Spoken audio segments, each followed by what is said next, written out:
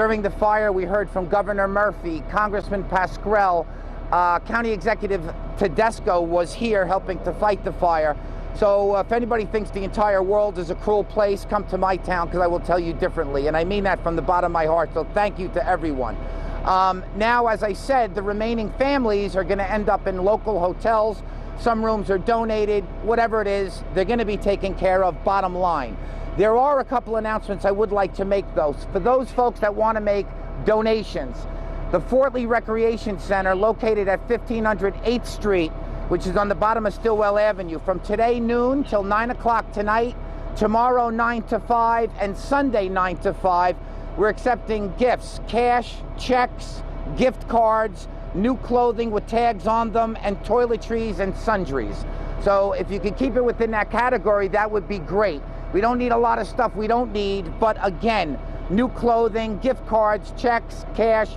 Checks are going to be made payable to an account we've set up, Charitable Foundation of Fort Lee, Roman numeral 1. Charitable Foundation of Fort Lee, Roman numeral 1.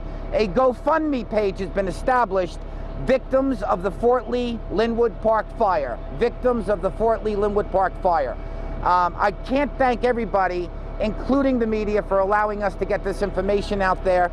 The families that have been displaced, it's so sad, it really is, but they're so brave. They know what they're up against, and I can assure you Fort Lee and our sister communities and state, local, and county government are going to make sure that this complete disruption to their lives is as easy to get through as possible.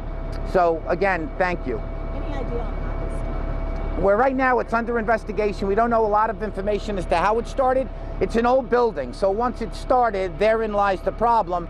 It took off very quickly.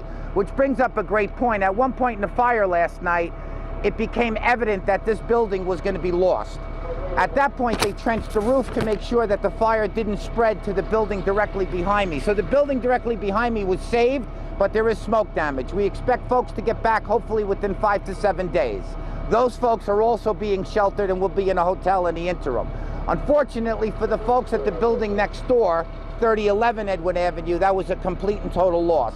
So we're going to have to find long-term arrangements for those folks. Now remember, this was a co-op. They were obligated to maintain insurance, thankfully. So we're hopeful that those insurance companies are going to cover it.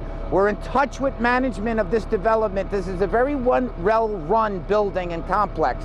I'm told that there's ample insurance not only to rebuild, but to assist these displaced families with alternative means of living. So we have 2 buildings that are total loss? That's correct. Behind me, you're looking at actually 2 buildings, 2 separate addresses. It's 3001 and 3011. I think I was incorrect. I incorrectly stated it before. 3011 to my left is a complete and total loss. The building behind me was saved thanks to our volunteers. But there's a lot of smoke damage in there. We can't let these folks back in. By the way, folks need their medicine. They need their belongings. They are being escorted into their apartments once they show identification so that we have complete access. Another example, CVS Pharmacy. They're going to honor all the prescriptions for folks, whether they belong there or don't, to make sure that, you know, we have folks that have diabetes. We have folks with other medical conditions. That's critically important. They will get their medicine. They will be fine. In light of this fire and the age of these buildings, do you have concern about this maybe happening in some of these other buildings? Sure, we always do. We have a fire prevention bureau here that is, for lack of a better term, ruthless. Nobody gets a break. So whatever has to be done as far as compliance with law, we make sure that they comply with law. They're inspected on a regular basis. There are no shortcuts in that department. So there are certain things we can do, but we can't retrofit a building that's 60, 70 years old and bring them up to 2019 standards. But when the law changes and we can retroactively apply it, we do. Will 3011 have to be knocked down? 3011, I don't know if it'll be knocked down. I don't suspect that it will be, but it's going to be a heck of an undertaking because all the floors collapsed. The initial thought was maybe it does have to be knocked down. I don't know. I don't suspect that it will be, though.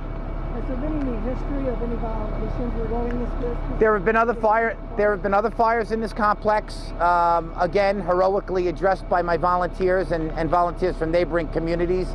The start of those fires and the details of those fires I do not have.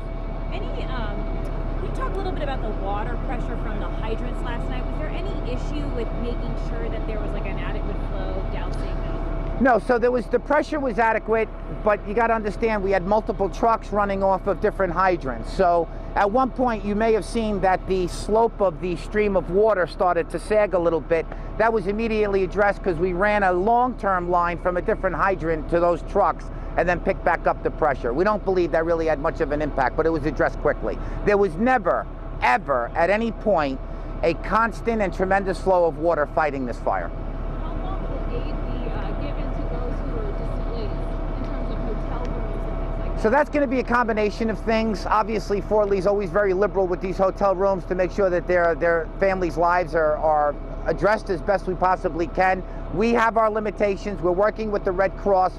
We heard from the owners of the Hilton. They've donated 20 rooms for an extended period of time. I mean, this is the kind of people that live and work here in my borough.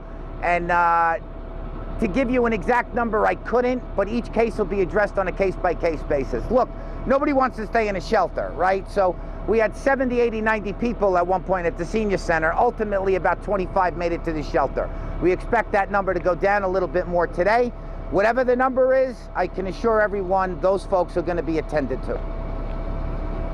Do we know anything about why it went up as fast as it did? As my volunteers and my chief explained to me, because of this type of construction, there are a lot of voids in the building that run from floor to ceiling and floor to top floor.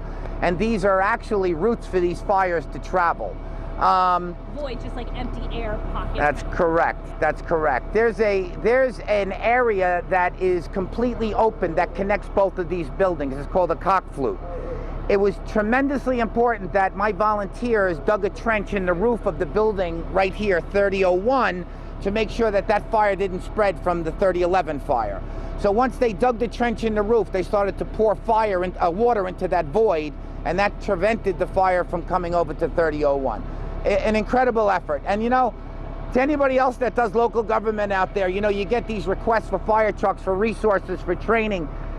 I tell you, here in Fort Lee, we say yes before they finish the question, because last night was a perfect example as to why emergency services are amongst priorities for local leaders. Thank you.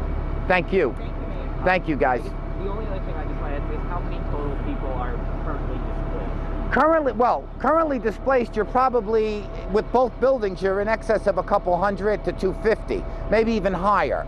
We have documented every single name we had to for evacuation purposes and to make sure everybody's out.